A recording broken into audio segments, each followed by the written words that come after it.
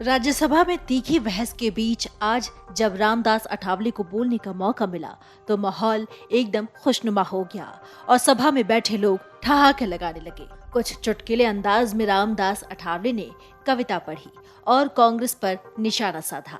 राहुल गांधी की दाढ़ी जो कि सुर्खियों में काफी बनी रही, ऐसे में राहुल गांधी की दाढ़ी अब सदन में भी चर्चा का विषय बन गई। सभा में रामदास अठावले ने अप्रत्यक्ष रूप से राहुल गांधी की दाढ़ी पर निशाना साधा।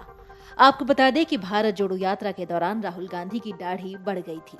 अठावले ने कहा कि राष्ट्रपति जी का भाषण पॉइंट टू पॉइंट था। राष्ट्रपति जी ने दलित, ओबीसी, आदिवासी, अल्पसंख्यक सबकी बात की। मोदी सरकार ने जनरल कैटेगरी के लोगों को 10% आरक्षण देने का निर्णय लिया।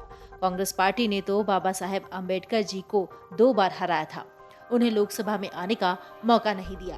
इस पर शेम शेम के नारे गूंजे। लेकिन बाबा साहेब का 125वां जन्मदिन मोदी जी ने मनाया। वीपी सिंह ने बाबा साहेब का फोटो सेंट्रल हॉल में लगवाया। ये कहते कहते अठावले बोले कि आपने मुझे भी हराया, इसलिए मैं आ गया। अब चलिए आपको सुनाते हैं कि राज्यसभा में कार्रवाई के दौरान रामदास अठावले ने अपनी शायरी में क्या कुछ सुनाया। हमने भी आज शेर शायरी की है। आदरणीय चेयरमैन सर, राष्ट्रपति जी का अभिभाषण मजबूत करेगा भारत नेशन। विरोध करना है कांग्रेस की फैशन, विरोध करना है कांग्रेस की फैशन, इसलिए मैं उनके विरोध में कर रहा हूं भाषण।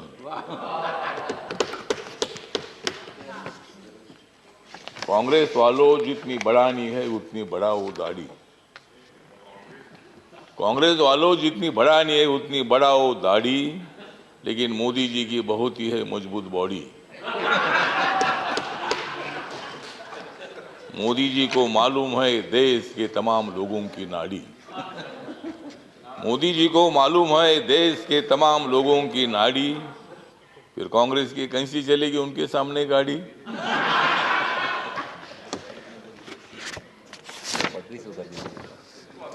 मोदी जी आदमी है खास,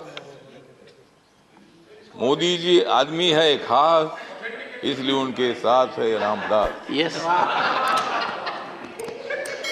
मोदी जी को विकास की है आस, मोदी जी को विकास की है आस, इसलिए राजनीति में हो गए हैं पास।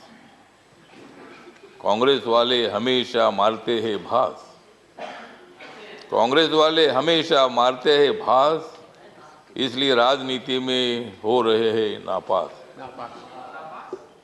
तो आज यहाँ माननीय राष्ट्रपति के अभिभाषण पर चर्चा हो रही है और कांग्रेस वालों का और अपोजिशन का आभार व्यक्त करता हूँ कि मतलब वो रोज वेल में आ रहे थे।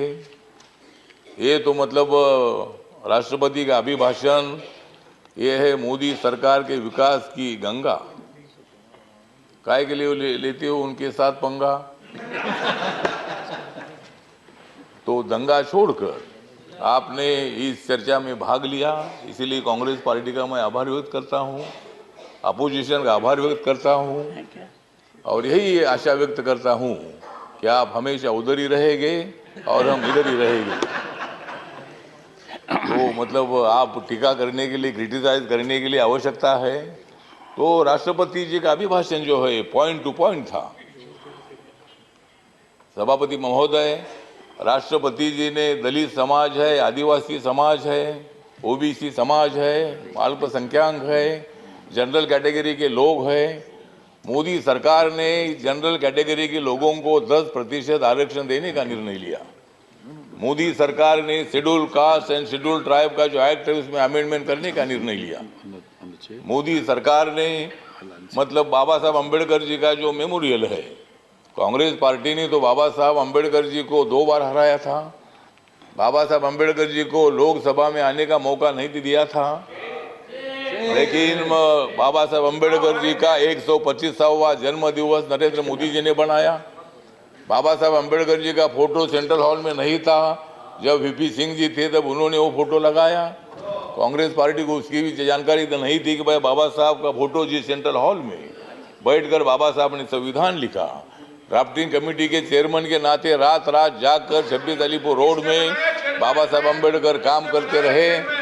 और मतलब ये काम जयराम रमेश जी, ये काम आपने करना चाहिए था, लेकिन हाँ ठीक है ना, आपने किया नहीं, बाबा साहब अम्बेडकर जी को संविधान सभा में आपने लाया, लेकिन उसके पहले 2 बार बाबा साहब को हराया। मुझे भी शिरडी में हराया, इसलिए मैं छोड़कर इधर आ गया। मुझे भी शिरडी ने आप लोगों ने हराया, तो इसीलिए ठीक बात है। तो इसीलिए बाबा साहब अम्बेडकर जी के लिए संविधान बदलेंगे, ये बोलते हैं कि भाई संविधान बदलेंगे, कैसा बदलेंगे? हमने तो कांग्रेस को बदला है, संविधान क्यों बदलेगी? संविधान बदलने का विषय नहीं है। जिस मोदी ने 2019 में सेंट्रल हॉल में संविधान को माथा टेक कर उन्होंने शपथ ले ली है कि बाबा साहब के संविधान का भारत में खड़ा करूंगा, सबका साथ सबका विकास, इसलिए दिख रहा है यहाँ अच्छा प्रकाश। तो मतलब मोदी जी ने सबका साथ सबका विकास की भूमिका रखी है, और आप चल रहे भारत जोड़ने के लिए। बाबा साहब अम्बेडकर जी ने और संविधान ने भारत को जोड़ ही दिया है। झगड़े होते रहते हैं, लेकिन फिर भी हम एक हैं। यहाँ कोई पाकिस्तान का संविधान हमारा तो नहीं है। यहाँ कुछ भी हो जाएगा, लेकिन देश टूटेगा नहीं। जम्मू कश्मीर भी हमारा है। अभी हमारे साथी बोल रहे थे कि 370 को हटाया है, पहले हमने कांग्रेस को हटाया, फिर 370 को हटाया। तो इसीलिए मतलब हटाने का विषय तो नहीं है। तो इसीलिए मतलब सभापति महोदय, राष्ट्रपति जी मतलब हमारी अनुसूचित जनजाति के राष्ट्रपति जो है पहली बार बनाया, मतलब शेड्यूल कास्ट का जो राष्ट्रपति है नरेंद्र मोदी जी ने बनाया, आपको भी बनाया, मुझे भी बनाया। तो इसीलिए मतलब ये राष्ट्रपति का जो अभिभाषण है, तो इसका सपोर्ट करने के लिए जो मेरी रिपब्लिकन पार्टी ऑफ इंडिया है, बाबा साहब अम्बेडकर जी ने स्थापित की हुई पार्टी है, इस पार्टी की तरफ से इस अभिभाषण का सपोर्ट करने के लिए मैं यहाँ खड़ा हूँ।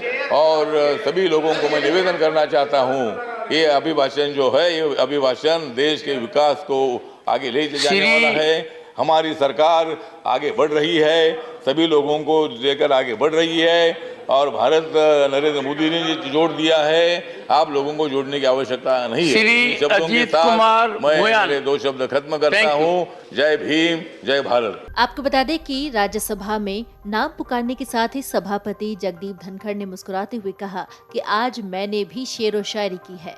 अठावले ने आगे कहा कि मैं कांग्रेस वालों और विपक्ष का आभार व्यक्त करता हूं कि वो रोज वेल में आए। शराना अंदाज में अठावले ने कहा, राष्ट्रपति का अभिभाषण मोदी सरकार के विकास की गंगा, काहे के लेते हो उनके साथ पंगा। अठावले ने कहा कि आपने दंगा छोड़कर इस चर्चा में भाग लिया, इसलिए विपक्ष का आभार व्यक्त करता हूं। यही आशा करता हूं कि आप उधर रहेंगे और हम इधर ही रहेंगे। सदन में कई बार इस मुद्दे पर ठहाके गूंजने लगे। Video desk अमरउजाला.com। डाउनलोड करें अमर उजाला ऐप और पाएं खबरें लगातार। अगर आप ये वीडियो YouTube पर देख रहे हैं तो हमारे चैनल को सब्सक्राइब करें और बेल आइकन को दबाना ना भूलें। अगर आप Facebook पर ये वीडियो देख रहे हैं तो हमारे पेज को लाइक करें।